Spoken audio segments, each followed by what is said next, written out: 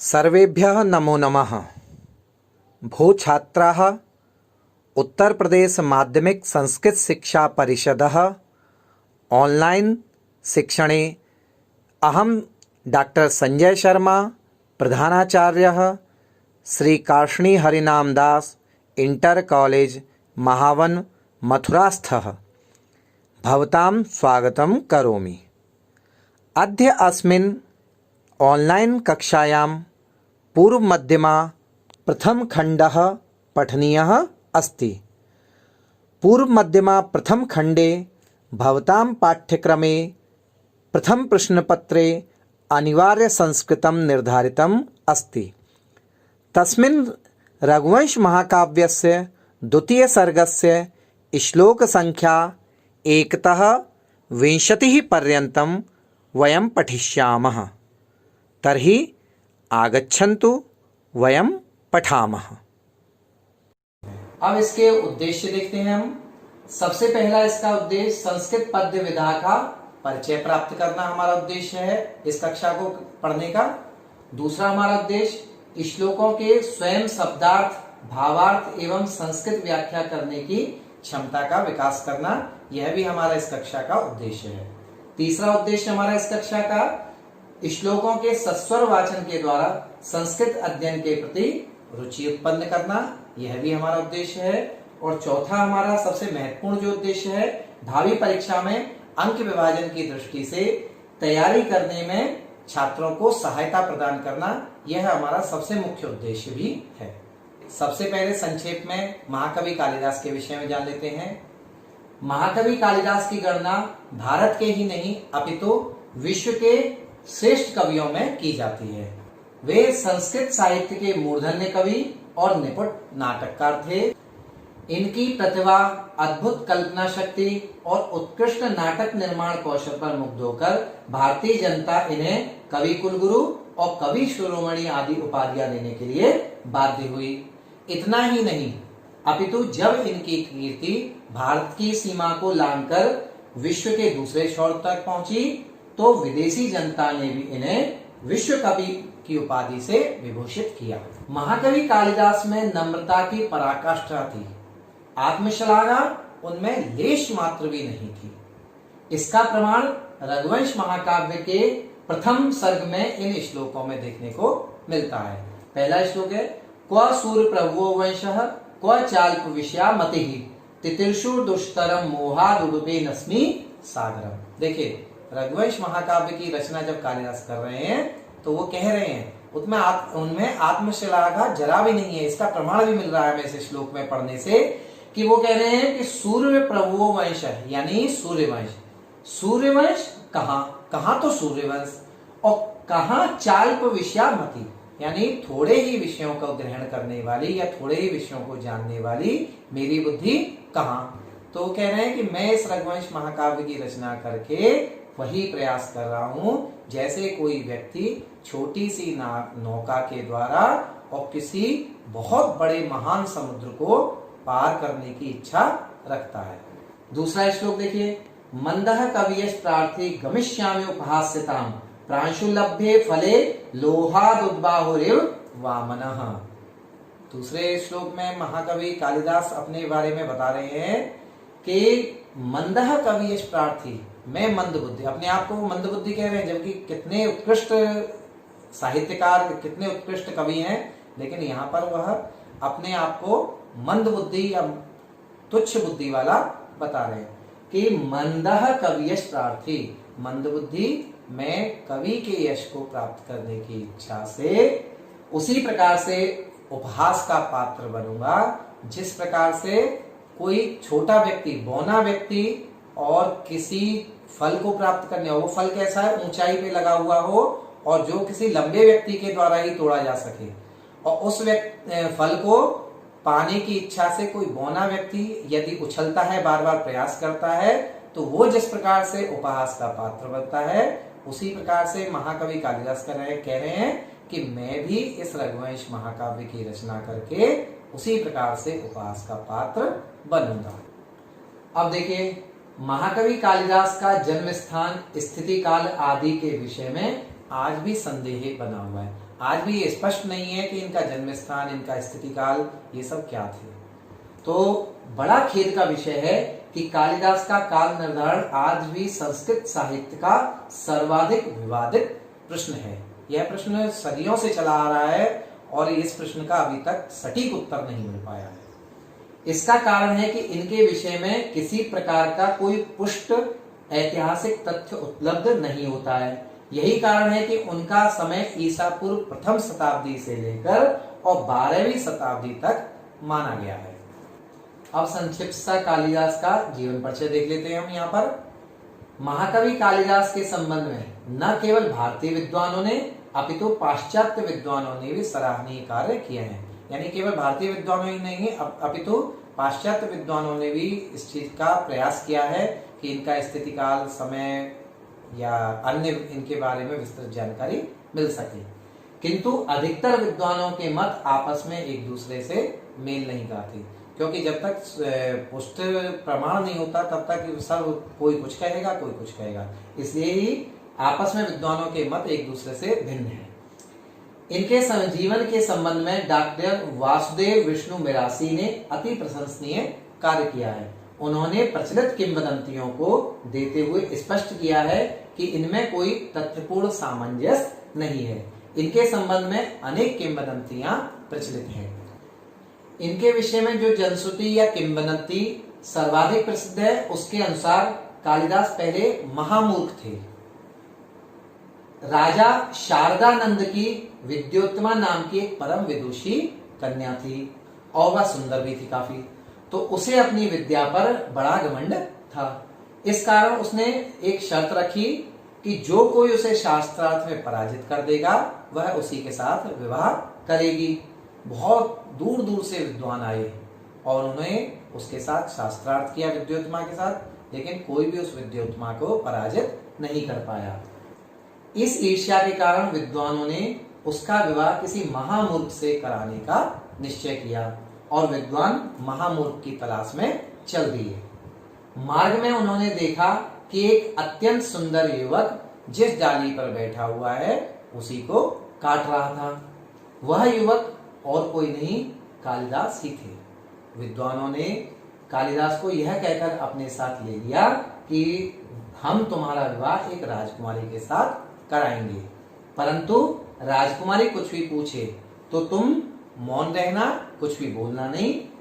विद्योत्तमा और कालिदास का शास्त्रार्थ प्रारंभ होता है। विद्योत्तमा जो भी पूछती थी, कालिदास बिना कुछ कहे अपनी मूर्खता के अनुसार कुछ ना कुछ इशारा कर देते थे। ये बड़ी रोचक कहानी है बच्चों, यहाँ पर इसको पढ़ने में बहुत आनंद आता है। सबसे पहले विद्योत्तमा ने एक उंगली से इशारा किया तो कालिदास ने समझा कि यह मेरी एक आंख फोड़ना चाहती है। उन्होंने एक उंगली का इशारा किया तो उन्होंने सोचा कि ये मेरी एक आंख फोड़ना चाहती है। तो फिर कालिदास ने यहाँ पर 2 उंगलियों का इशारा किया है और 2 उंगलियों का इशारा करके उन्होंने कहा कि संकेत रूप में ही कहा यहाँ पे कि तुम अगर मेरी एक आंख फोड़ोगी तो मैं तुम्हारी 2 आंख फोड़ दूंगा। दूसरी बार विद्योत्तमा ने 5 उंगलियों का इशारा किया, तो इस तरह से 5 उंगलियां दिखाती हैं। तो कालिदास ने समझा कि यह मुझे थप्पड़ मारना चाहती है। उन्होंने इशारा किया कि तुम मुझे थप्पड़ मारोगी, तो उन्होंने फिर घूंसे का संकेत करते हैं। तो वो कहते हैं कि अगर तुम मुझे थप्पड़ मारोगी तो मैं तुम्हें घूंसा मारूंगा। विद्वानों ने कालिदास के द्वारा किए गए संकेतों का अर्थ अपने अनुसार किया, जिससे विद्योत्तमा संतुष्ट हो जाती हैं और अंत में विद्योत्तमा अपने आप को पराजित मान लेती हैं और कालिदास और विद्योत्तमा का विवाह हो जाता है। इसके आगे कथा इस प्रकार है बच्चों। विवाह की प्रथम रात्रि को ही रास्ते में जाते हुए एक ऊंट को देखकर विद्योत्तमा ने पूछा किमिदम, यानी यह क्या है। तब कालिदास ने अशुद्ध उच्चारण करते हुए उष्ट्र उष्ट्र कहा, जबकि शुद्ध शब्द होता है उष्ट्रः उष्ट्रः। विद्योत्तमा विद्वानों के षड्यंत्र को जानकर दुखी होती है। जब कालिदास उष्ट्र उष्ट्र अशुद्ध उच्चारण करते हैं तो आगे जब उनकी बातचीत होती है तो उससे विद्योत्तमा जान जाती है कि ये महामूर्ख है और इस बात से विद्युत माँ बहुत दुखी होती हैं और वह रोने लगती हैं। उसने कालिदास को घर से धक्के देके निकलवा देती हैं। ऐसा कहा जाता है कि उन्होंने धक्के देके कालिदास को अपने घर से निकलवा दिया।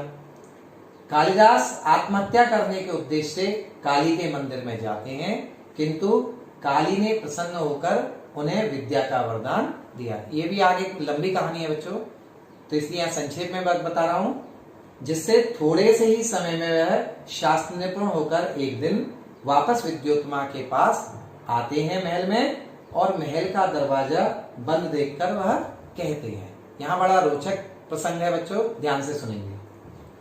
कालिदास जब महल में आते हैं तो वो क्या कहते हैं? अनावृत कपाटम द्वारम देहि, यानी खुले हुए कपाट वाले द्वार को मुझे प्रदान करो, यानी मेरे लिए दरवाजा खोलो। इसी सीधी बात को उन्होंने इस प्रकार से कहा है। जब विद्युत्मा ये सुनती हैं कि अनावृतम कपाटम द्वारम देहि, तो उन्हें बड़ा आश्चर्य होता है। तो आश्चर्य होता है तो वो एक वाक्य उच्चारित करती हैं, एक वाक्य बोलती हैं, अस्ति कश्चित् वाग विशेषः। अब देखिए बच्चों, यहाँ पर जो विद्युत्मा ने अस्ति कश्चित् वाग विशेषः बोला है, यह जो वाक्य उन्होंने बोला, इसी वाक्य का आश्रय लेकर कालिदास ने 3 ग्रंथ रचे हैं। वह 3 ग्रंथ कैसे हैं? अस्ति से एक ग्रंथ रचा उन्होंने, कश्चित् से एक ग्रंथ रचा, और वाग विशेष में से वाग जो शब्द है, इस वाग से भी उन्होंने एक ग्रंथ रचा है। वह किस प्रकार है देखिए। सबसे पहले अस्ति शब्द से कालिदास ने कुमार संभव नामक महाकाव्य रचा था, और इस कुमार संभव महाकाव्य का जो सबसे प्रथम श्लोक है वह यह है, और उस सबसे प्रथम श्लोक का सबसे पहला शब्द अस्ति ही है। अस्ति उत्तरस्याम दिशि देवतात्मा हिमालयो नाम नगाधिराज पूर्वापरौ तोय निधि वगाय स्थितः पृथिव्या इव मानदंडः। अब बच्चों दूसरा शब्द उन्होंने जो बोला था अस्ति के पश्चात कश्चित्, तो कश्चित् शब्द से कालिदास ने मेघदूत नामक खंड काव्य रचा था।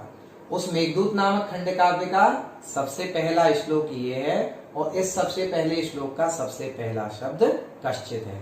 तो देखिए श्लोक किस प्रकार है। कश्चित् कांता विरह गुरुणा स्वाधिकारात् प्रमत्तः शापेन संगमित महिमा वर्ष भोग्येण भर्तुः यक्षश्चक्रे जनक तनया स्नान पुण्योदकेषु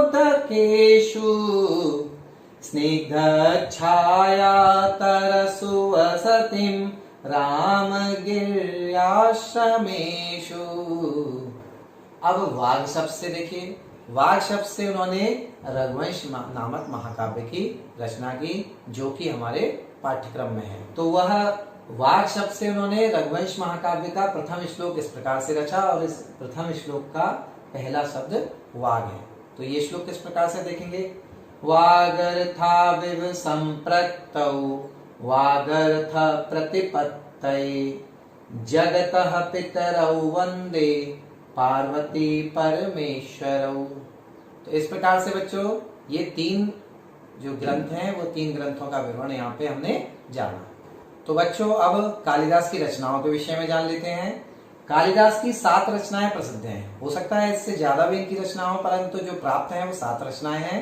वो 7 रचनाएं किस प्रकार से हैं। सबसे पहले इन्होंने 3 नाटक रचे हैं, 2 महाकाव्य रचे हैं, और 2 खंड काव्य इन्होंने रचे हैं। तो देखिए नाटकों में सबसे पहले अभिज्ञान शाकुंतलम, दूसरा विक्रमोर्वशीयम, और तीसरा मालविकाग्निमित्रम। महाकाव्यों में रघुवंश महाकाव्य जो कि हमारे पाठ्यक्रम में है, दूसरा कुमार संभव नामक महाकाव्य, और खंड काव्य गीति काव्यों में उन्होंने मेघदूत और दूसरा ऋतुसंहार। इस प्रकार से 7 रचनाएं कालिदास की हैं। रघुवंश महाकाव्य कालिदास की उत्कृष्ट रचना है।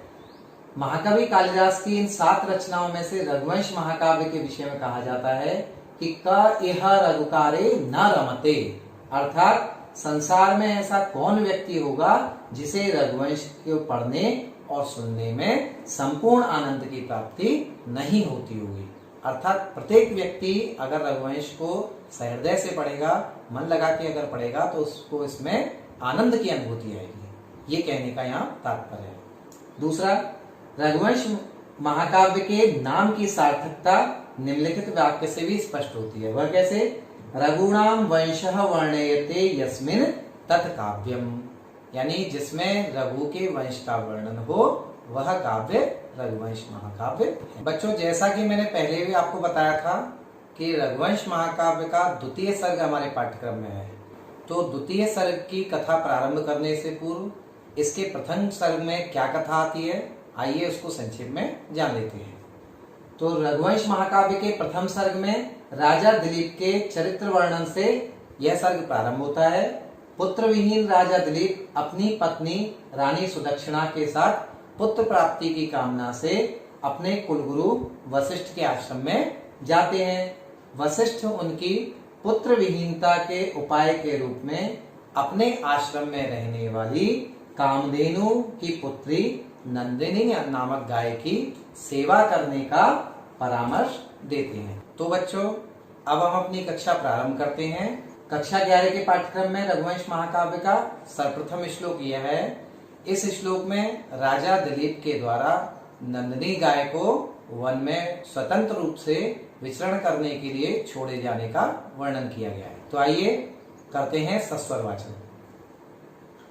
अथ प्रजानामधिपः प्रभाते जाया प्रतिग्राहित गंधमाल्याम् वनाय पीत प्रतिबद्धवत्साम्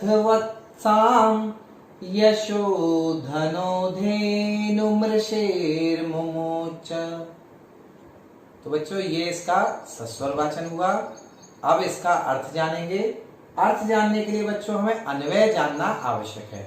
अन्वय के अनुसार जब हम अर्थ करेंगे तो वह अर्थ स्वतः होते चले जाता है। तो इसलिए किसी भी श्लोक का व्याख्या या अर्थ करने से पूर्व उसका अन्वय बैठाएंगे और अन्वय के अनुसार जब हम अर्थ करेंगे तो हमें बहुत सरल अर्थ उसका लगेगा। तो आइए देखते हैं इसका अन्वय। अथ यशोधना प्रजानाम अधिपः प्रभाते जाया प्रतिग्राहित गंधमाल्याम पीता प्रतिबद्ध वत्साम ऋषेर्धेनु वनाय मुमोच। ये इसका अन्वय हुआ। अब इसका अर्थ बैठाते हैं अन्वय के अनुसार। अथ का अर्थ यहाँ पर है बच्चों इसके पश्चात, यानी रात्रि व्यतीत होने के पश्चात। राजा वन में आए हैं आश्रम में वशिष्ठ मुनि के पास, तो यहाँ जब रात्रि व्यतीत की है उन्होंने, रात्रि व्यतीत करने के पश्चात प्रातःकाल व नंदिनी की सेवा में लगे हैं। तो वही वर्णन यहाँ पे आया, अथ माने रात्रि व्यतीत होने के पश्चात। यशोधना, यशोधन माने यश ही है जिनका धन ऐसे। प्रजानाम अधिपः, यानी प्रजा के अधिपः माने स्वामी। यहाँ प्रजा के अधिपः किसके लिए प्रयुक्त हुआ है? राजा दिलीप के लिए। प्रभाते यानी प्रातःकाल, सुबह सुबह। जाया प्रतिग्राहित गंध माल्याम, यानी जाया यानी पत्नी के द्वारा, प्रतिग्राहित यानी समर्पित की गई है, जिसको प्रदान की गई है क्या? गंध माल्याम, यानी सुगंधित माला जिसको प्रदान की गई है, यानी जिसको माला पहनाई गई है। और पीत प्रतिबद्ध वत्साम, यानी सबसे पहले जिसने, बछड़े ने जिसका दूध पी लिया है और जिसको प्रतिबद्ध माने बांधा गया है। बछड़े को दूध पी लेने के पश्चात जिसके बछड़े को बांध दिया गया है, ऐसी। ऋषे, यहाँ पर ऋषे है, धेनुम शब्द में माँ है, माँ में री की मात्रा मिली हुई है तो ऋषे शब्द बना है। ऋषे, ऋषे धेनुम, ऋषि वशिष्ठ की धेनु को वनाय माने वन में विचरण करने के लिए, मुमोच माने छोड़ दिया गया है। किसके द्वारा छोड़ दिया गया है? राजा दिलीप के द्वारा। एक बार पुनः देख लीजिए इसका अर्थ। इसके पश्चात राजा रात्रि व्यतीत होने के पश्चात यश ही है जिनका धन ऐसे, प्रजा के स्वामी प्रातः काल, स्वामी राजा दिलीप ने प्रातः काल पत्नी के द्वारा जिसको सुगंधित माला पहनाई गई है और जिसके बछड़े ने उसका दूध पी लिया है, उस बछड़े को बांधा जा चुका है, ऐसी ऋषि वशिष्ठ की गाय को वन में विचरण करने के लिए छोड़ दिया गया है। बच्चों ये इसका इस प्रकार से हमने अर्थ देखा। अब हिंदी में संदर्भ जिस प्रकार से आप लिखते हैं वही सरल तरीका है। यहाँ पर कवि का नाम, ग्रंथ का नाम आपको देना है कि प्रस्तुत पद्यांश या प्रस्तुत श्लोक हमारे महाकवि कालिदास के द्वारा रचित रघुवंश महाकाव्य के द्वितीय सर्ग से उद्धृत है। और थोड़ा सा प्रसंग भी दे देंगे कि यहाँ पर राजा दिलीप के द्वारा नंदिनी गाय को वन में छोड़े जाने का वर्णन किया गया है। बच्चों अब संस्कृत व्याख्या देखें, उससे पूर्व संस्कृत में संदर्भ किस प्रकार से लिखेंगे ये देख लेते हैं। संस्कृत में संदर्भ में हम लिखेंगे प्रस्तुत श्लोकः महाकवि कालिदास विरचितस्य रघुवंश महाकाव्यस्य द्वितीय सर्गात् अवतरितः अस्ति, अथवा उद्धृतः भी लिख सकते हैं, उद्धृतः अस्ति। और प्रसंग आप लिखेंगे इसमें अत्र महाकवि राज्ञा धेनो मोचनम वर्णयति। ये इस प्रकार से हमने संदर्भ किया। अब इसकी संस्कृत व्याख्या देखेंगे हम। संस्कृत व्याख्या किस प्रकार से लिखेंगे इसकी?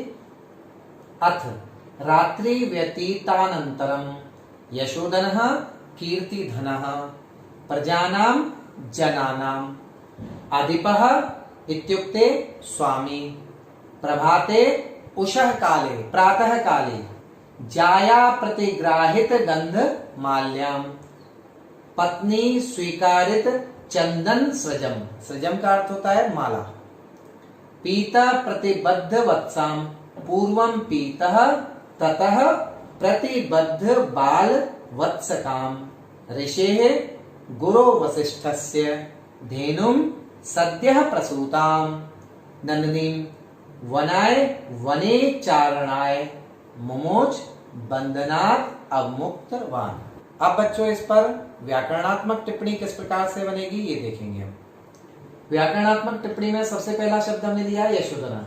यह शब्द किस प्रकार से बना है? यश एव धनम यस्य सह यशोधना। यहाँ बहुब्रीहि समास होकर प्रथमा व्यक्ति एकवचन में यशोधना शब्द बनता है। दूसरा शब्द है जाया प्रतिग्राहित गंध माल्याम। जाया प्रतिग्राहिते गंध माल्ये ययासा, जाया प्रतिग्राहित गंध माल्या, ये भी बहुब्रीहि समास होकर ताम जाया प्रतिग्राहित गंध माल्याम, ये शब्द इस प्रकार से इसका समास विग्रह हम करेंगे। तीसरा शब्द देखिए पीता प्रतिबद्ध वत्साम।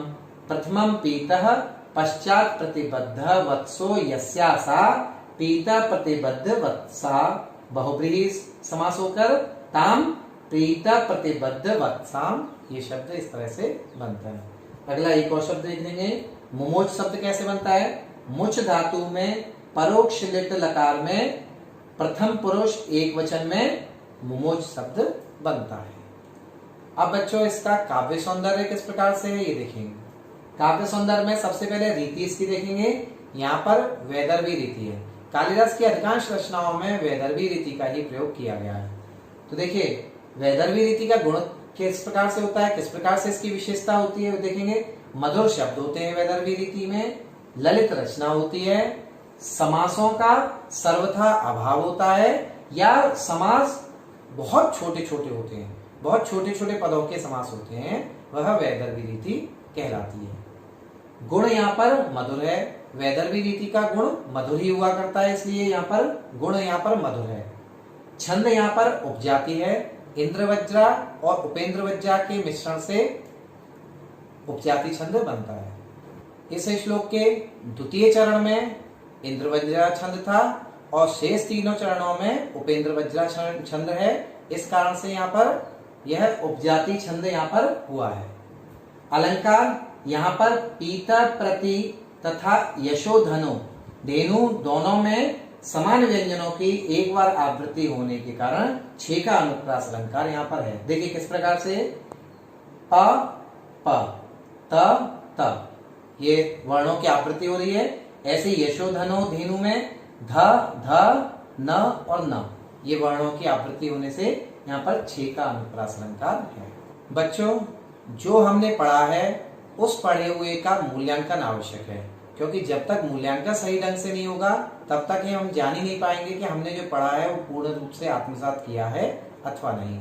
इसी के क्रम में बच्चों मैं यहाँ पर कुछ गृह कार्य के रूप में आपको दे रहा हूँ। ये गृह कार्य में आप देखेंगे कि आपने जो पढ़ा है अगर आप सही उत्तर दे पाते हैं तो इसका मतलब आपने वह आत्मसात अच्छी तरह से किया है, और अगर आप उत्तर नहीं दे पा रहे तो आपको पुनः उसको पढ़ने की आवश्यकता है और आप पुनः उसको पढ़ेंगे।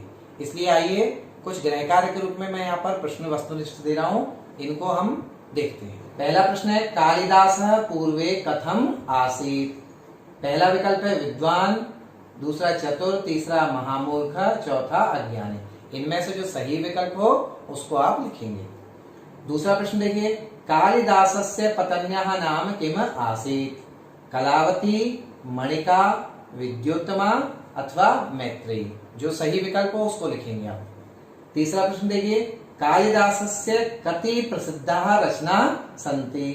एकम, द्वि, सप्त अथवा 10। इनमें से जो सही विकल्प हो उसको आप अपनी कॉपी में लिखेंगे। चौथा प्रश्न देखिए प्रजानाम अधिपः प्रभाते ऋषेः धेनुं कुत्र मुमोच। नगराय, आश्रमाय, वनाय, कक्षाय वा। इनमें से जो उचित विकल्प हो उसको लिखें। और पांचवा प्रश्न देखिए दिलीपस्य गुरोः नाम किम आसीत्। मातंगः, वसिष्ठः, वाल्मीकिः, भारद्वाजः। इनमें से जो सही विकल्प हो उसे